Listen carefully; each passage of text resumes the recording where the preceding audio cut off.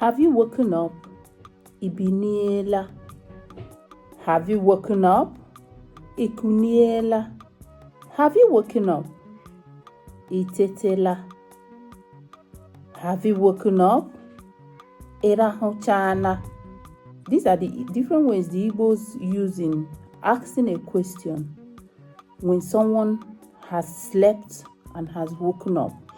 It is either the person is still lying down on the bed but awake, or that the person has already stood up from the bed.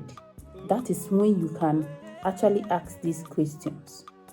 Now, in English language, you can just ask, have you woken up? But in Igbo land, we have different ways of asking these questions. Ibiniela.